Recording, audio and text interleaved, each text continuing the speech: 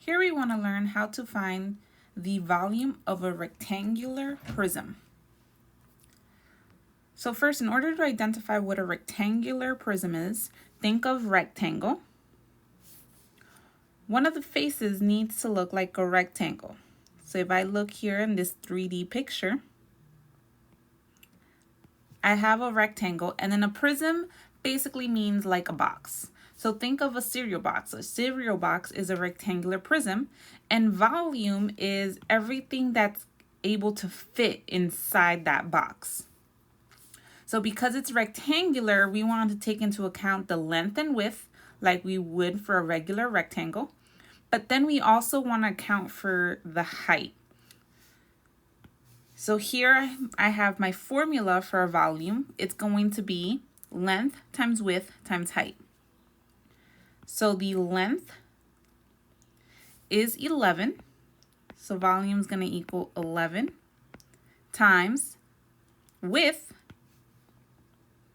We're still talking about that rectangle, is 9. And then the height, now we want to take into account the actual box part. So 3. And then I'm just going to multiply my numbers. 11 times 9 times 3 is going to give me 297.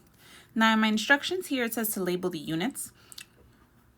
Whenever we're talking about volume, we're going to deal with whatever unit's given. However, instead of squaring something like we would for area, for volume, we would do cubes. So the answer would be 297 miles cubed. For your Google form, you do not need to put in the units because you do not have the ability to input a exponent.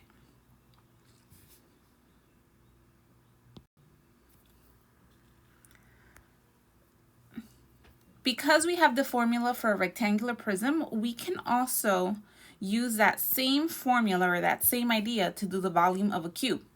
A cube is really a prism, except instead of the top face being a rectangle, it's actually a square.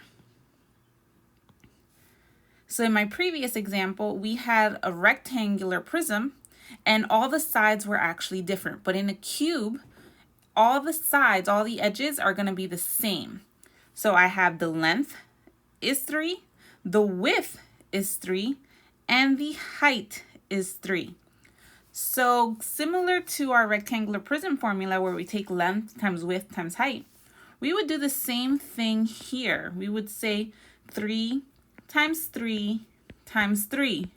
But in math, we don't like to repeat ourselves. So instead of saying 3 times 3 times 3, the formula says to take whatever the A is, whatever one of the sides is, and cube it. 3 raised to the third exponent means the same thing as 3 times 3 times 3. So 3 times 3 is 9, and then 9 times 3 is 27. So volume is going to equal 27. And then if the instructions say to label units, I would say feet cubed.